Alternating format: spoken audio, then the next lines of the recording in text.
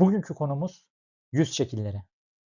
Dikdörtgen, minyon dikdörtgen, kare, üçgen, oval, yuvarlak ve şanslı yüz olmak üzere sizlere 600 şeklinden bahsetmek istiyorum. İlk olarak dikdörtgen yüzden bahsetmek istiyorum.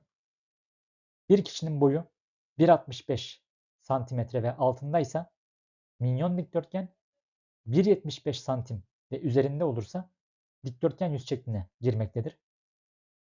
Bu yüz şekline sahip olanlar her alanda lider olmayı isterler. Baskı ve strese oldukça dayanıklı bir yapıları vardır. Empati yetenekleri çok zayıftır. Empati kuramazlar. Eleştirilmekten hiç hoşlanmazlar. Fakat eleştirmeyi çok severler. Vefa duyguları da neredeyse yoktur. Huy olarak koşmayı da pek sevmezler. Çünkü koştuklarında tuhaf durduklarını düşünürler. Daha çok yürümeyi tercih ederler. Daha çok çalışmaktansa etrafındaki insanları çalıştırmayı çok severler. Pek fazla çalışmazlar. Kaşları gür, çene hatlı güçlü bir yapıdadır. Bu yüz şekline sahip olan insanların genellikle boyları uzundur. Elleri ve kolları da uzun bir yapıya sahiptir. Yönetici, CEO, makam sahibi olabilecek işlerde çalışırlar. Minyon dikdörtgenlerde ise bu saydığımız özelliklerin 2 katıdır. Kare yüz ise çene yapısı güçlü, alınları yukarıya doğru geniş değildir. Fakat yana doğru geniş olmaktadır. Hem lider olmayı hem de ikinci adam olmayı kabul eden bir yapıları vardır. En ideal yüz şeklinden biridir. Ailesine düşkündür. Sadık bir yapıları vardır. Çalışkandır. Mücadele etmeyi de severler. İnatçıdırlar ve geri adım atmayan bir kişiliğe sahiptirler. Her işi yapabilme yetenekleri vardır. Fiziksel veya teknik beceri gerektiren işlerde çalışırlar. Üçgen yüz ise yüz şeklinin ters bir piramide andırdığı bir yüz şeklidir. Bu yüz şekli hem kadında hem de erkekte çekiciliği ifade eder. Çene hattı aşağı doğru sivrilerek gelmektedir. Alınları yukarıya doğru geniş bir yapıdadır. Oldukça zeki bir kişiliğe sahiptirler.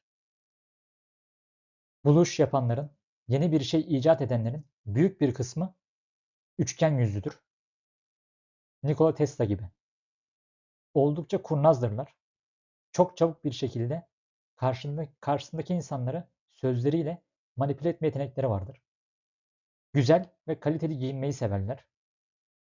İş alanında yazılımcı, tasarımcı olurlar. Bu alanlarda çalışmayı severler. Oval yüz ise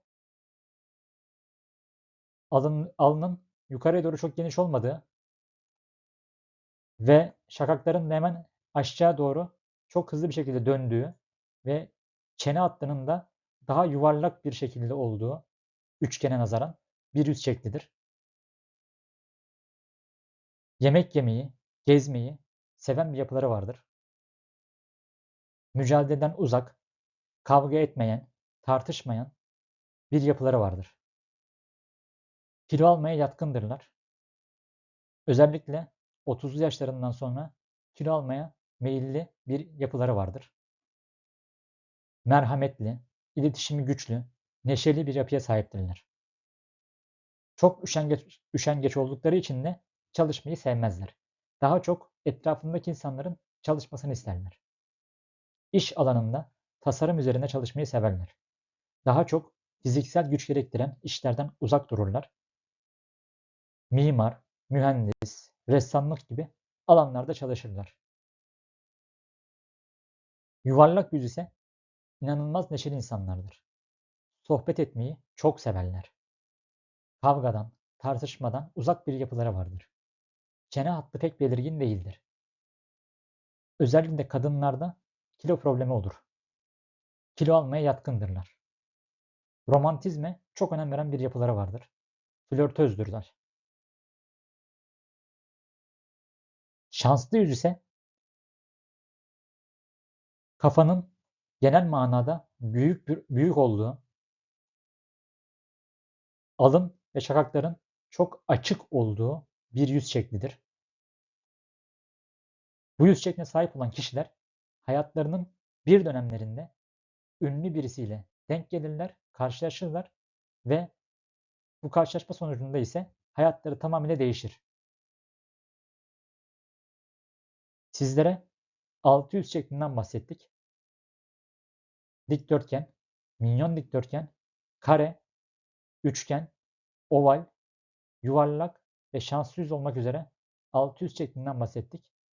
Bugünkü dersimiz bu kadar. Hoşça kalın.